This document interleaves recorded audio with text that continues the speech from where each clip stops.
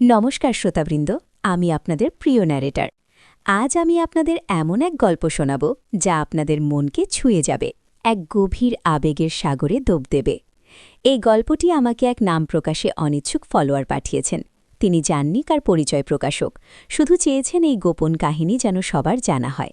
আর আপনাদেরও বলছি, পুরো গল্পটি মন দিয়ে শুনুন, কারণ গল্পের কোনো এক ফাঁকে আমি আমার ব্যক্তিগত ইমো নাম্বারটি দেব, তাই নাম্বারটি পেতে হলে পুরো গল্পটি মনোযোগ দিয়ে শুনতে হবে।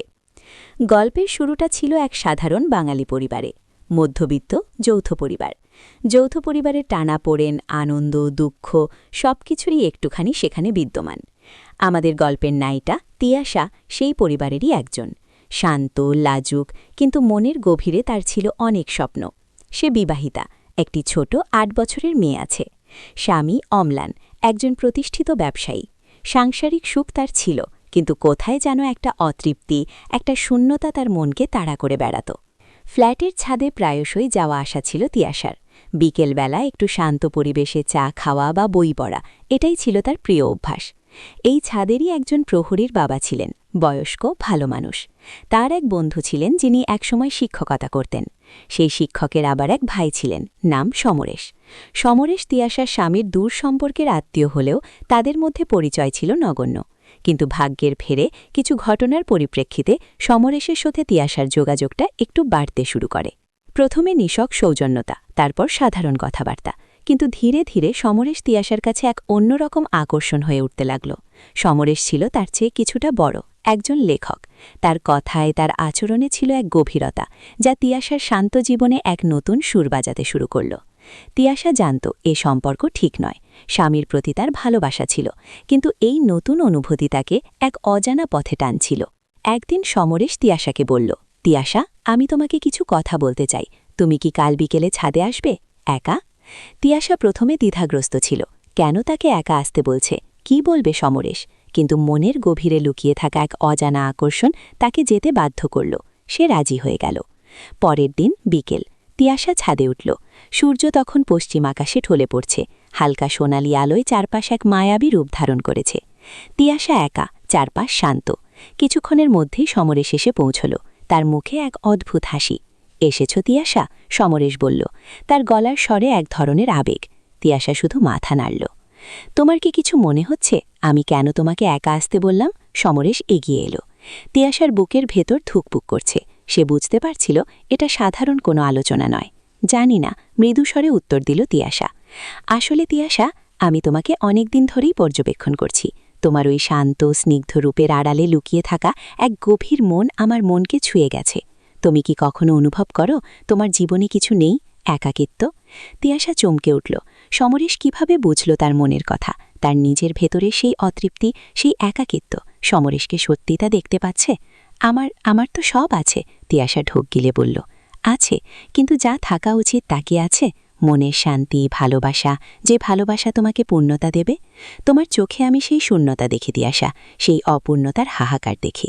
সমরেশ এবার আরও কাছে চলে এলো। তাদের দুজনের মধ্যে দূরত্ব কমে আসছে। তিয়াশার নিঃশ্বাস ভারী হয়ে উঠল। আমি জানি না আপনি কি বলছেন, তিয়াশার গলা কাঁপছে। আমি যা বলছি তা তোমার মন জানে। আমি জানি এটা অনুচিত, এটা সমাজের চোখে অপরাধ, কিন্তু তবুও আমি তোমাকে ভালোবেসে ফেলেছি তিয়াশা।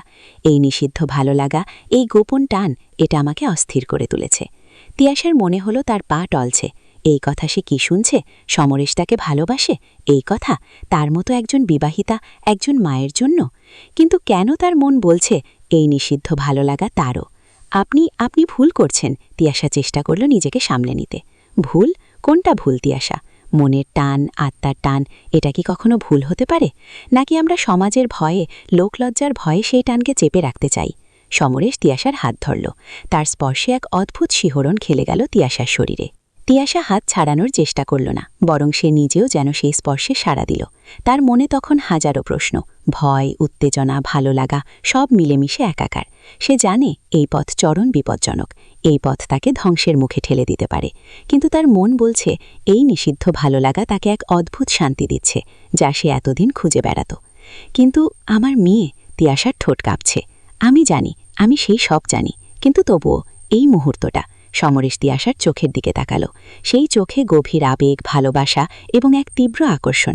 তিয়াশার মনে হলো সে যেন এক অতল গহ্বরে তলিয়ে যাচ্ছে। আমার যা হচ্ছে তা কি ঠিক? তিয়াশার মন জিজ্ঞাসা করল। মনের বিরুদ্ধে গিয়ে বাঁচার নাম কি জীবন? সমরেশ ফিসফিস করে বলল। হঠাৎ সমরেশ ঝুঁকে এসে তিয়াশার ঠোঁটে আলতো চুমু খেল। সেই চুমু ছিল শান্ত, কিন্তু তার গভীরতা ছিল অসীম। তিয়াশার মনে হলো তার শরীরের সমস্ত রক্ত যেন শিরা উপশিরায় বইতে শুরু করেছে। তার মনে তখন কোনো ভয় নেই, কোনো দ্বিধা নেই, আছে শুধু এক তীব্র আনন্দ, এক অনির্বচনীয় অনুভূতি। সে জানে সে এক নিষিদ্ধ পথে পা বাড়াল, কিন্তু এই মুহূর্তে সে সেই পথেরই যাত্রী। তারপর তিয়াশা আর নিজেকে আটকাতে পারল না, সেও সমরেশকে জড়িয়ে ধরল। তাদের দুজনের বন্ধন আরও গভীর হল।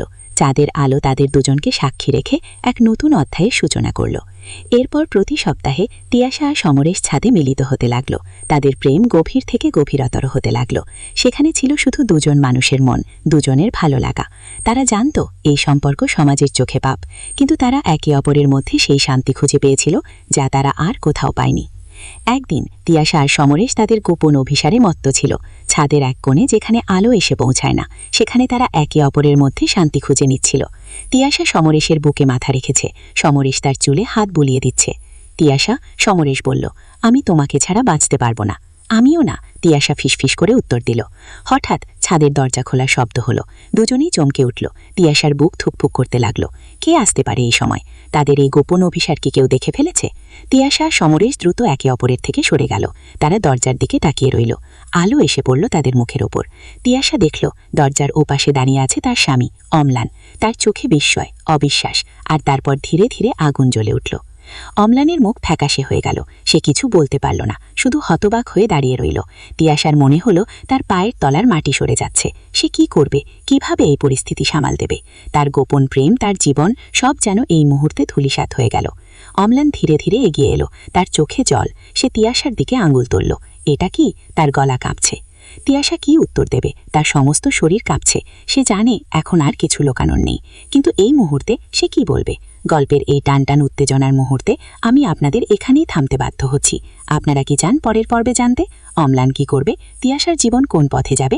সমরেশের কি হবে? জানতে হলে আমাকে কমেন্ট করে জানান। আর হ্যাঁ, চ্যানেলটি সাবস্ক্রাইব করতে ভুলবেন না, কারণ পরবর্তী পর্বের জন্য এই সাবস্ক্রিপশনই আমার প্রয়োজন।